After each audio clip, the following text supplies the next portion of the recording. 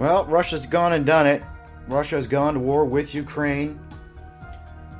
You've got Russia facing more resistance than it expected. A report that Putin is humiliated as 3,500 troops have been killed, 200 captured. You've got over 160,000 Ukrainians trying to get out of the country. A cyber attack hitting the Kremlin. Joe Biden putting sanctions and telling Russia to beware. Don't try to put any cyber attacks on the U.S. because that's grounds to start World War III or World War IV, if you'd like to call it that.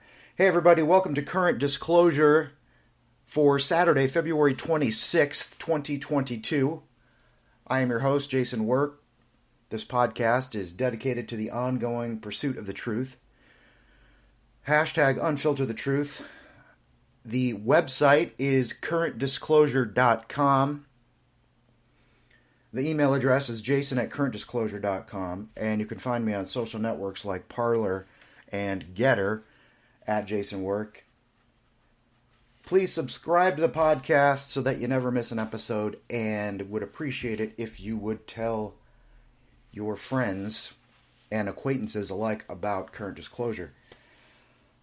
Well, we've been talking about the possibility of this happening for quite some time, and we've now seen it take place. Russia has indeed invaded Ukraine. Russia has gone to war with Ukraine.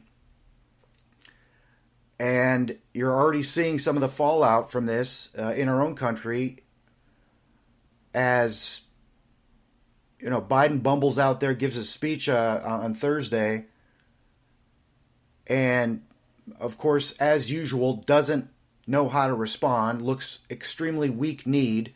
When asked about what kind of threats might be coming from Putin, Biden actually said, I have no idea how he's going to threaten us.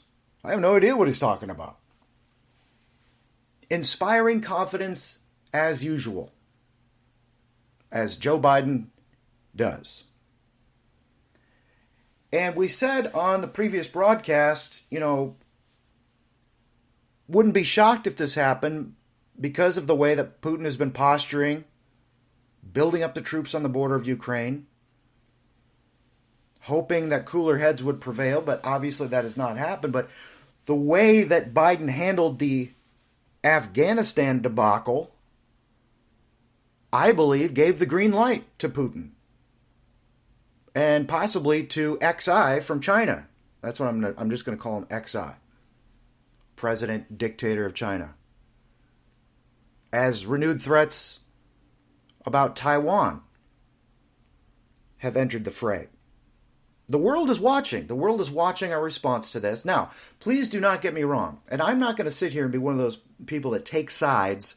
Well, you know, I believe that Putin is right in what he did, and I think Russia has every right to go in there and take this land and make sure that NATO doesn't expand its forces any further than they already have. And I'm not going to sit here and say, well, I want Ukraine to prevail, and I think we should send troops in to help them. And I'm not going to do that. Because ultimately, I don't want to see any kind of war. I'm not so naive to think that that doesn't happen. Obviously, it does. But when war breaks out, there is a demand for you to take a side. Pick a side. That's just the way humans are wired, I guess.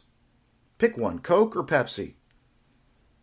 You know, is it In-N-Out Burger or is it Five Guys Burger Joint? You got to pick one.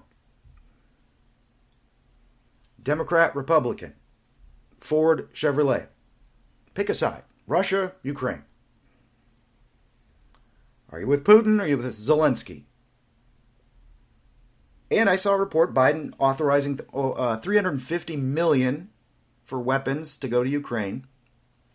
I thought that was kind of a small number, to be honest. $350 million, what is that going to buy you? And obviously we know Ukraine is vastly outnumbered. Now, they're putting up a fight so far, but it's only a matter of time. If things continue this way, Russia is just so much more superior when it comes to their military power. And you got Putin on there, threatening if anybody interferes in any way, they are going to be met with such force as never been seen in history. I don't know, sounds like a nuclear attack. Maybe biological, maybe both. And there are so many moving parts when it comes to this. And that's why I said I'm not going to take a side. Obviously, the worst thing about this is the people that are caught in the middle. The people that have nothing to do with, they have no say in what's happening with NATO and weapons being shipped to NATO on the eastern border of Russia. And Russia saying, you know what, we don't like this. Enough is enough. So we're going to go in there, and Putin thinks Ukraine is rightfully his anyway. We're trying to revive the Russian Empire. And I read a great article this week. I don't have it in front of me, unfortunately. I got stacks of news here to get to.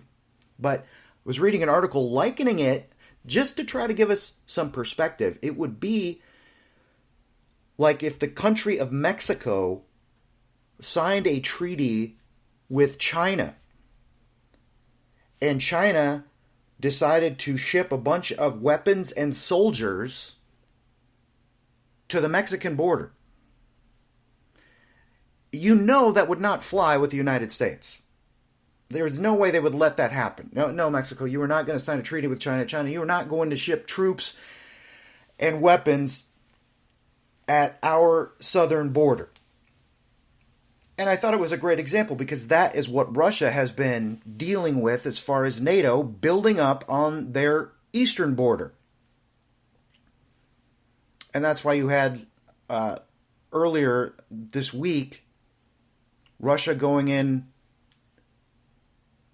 to to Donetsk and Luhansk and sending in peacekeeping troops, recognizing their independent states,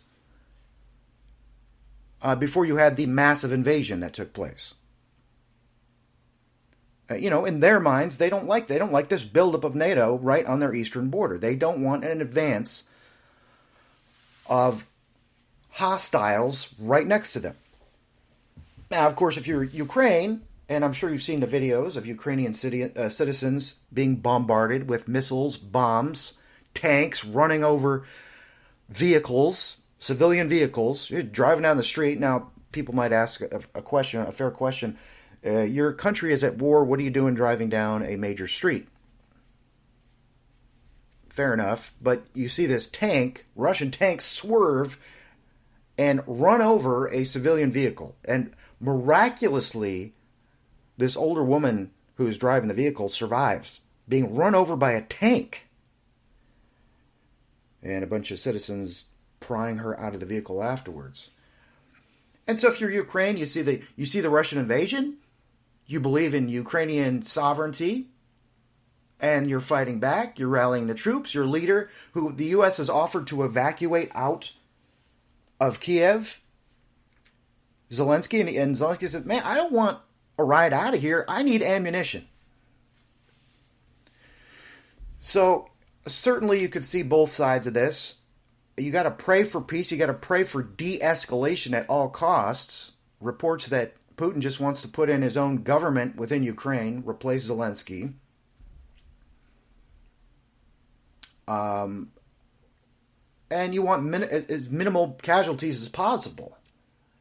And there's been some pressure. There's been some condemnation of the action taking place. But obviously we need to pray that this ends as quickly as possible, with as little bloodshed as possible.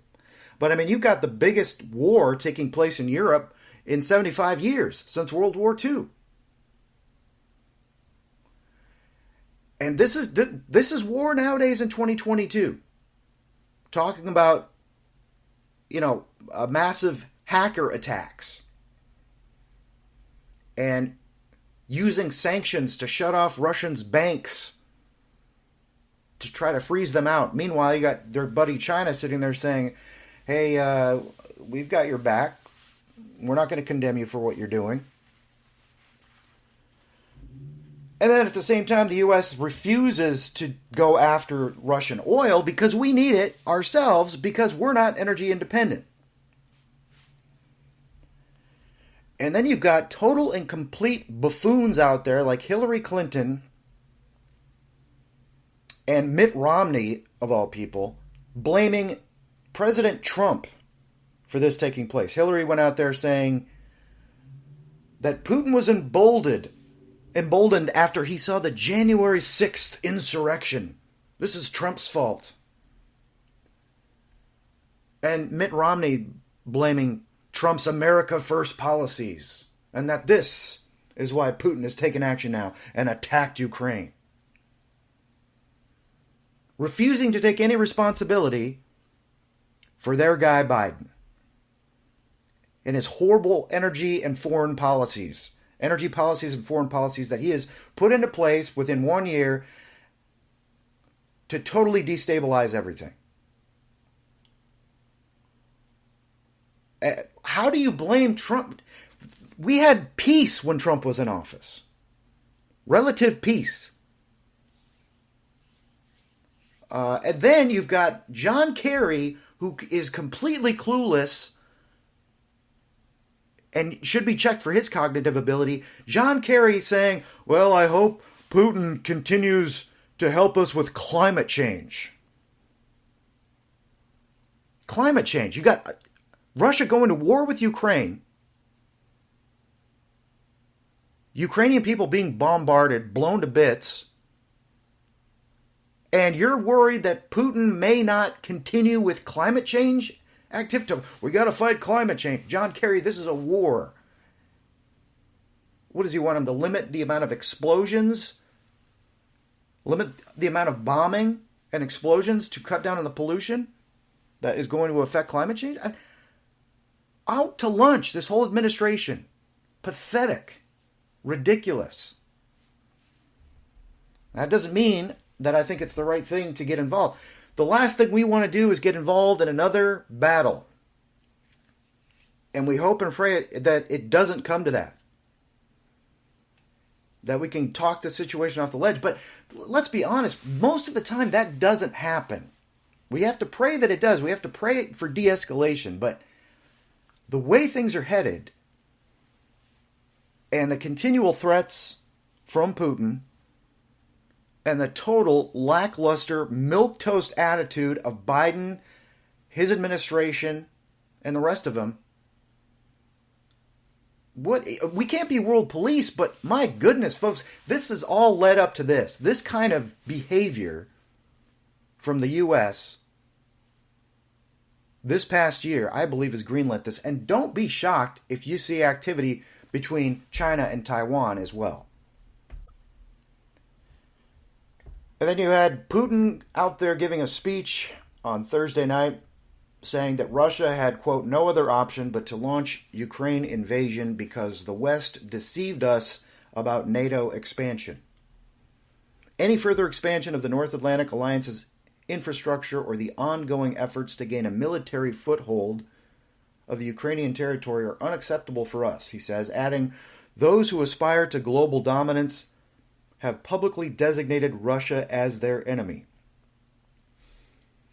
The Russian president even explains how the U.S. government's illegal military invasions of Iraq, Libya, and Syria over the years culminated into instability in Europe and are directly related to current breakdown of international law and diplomacy.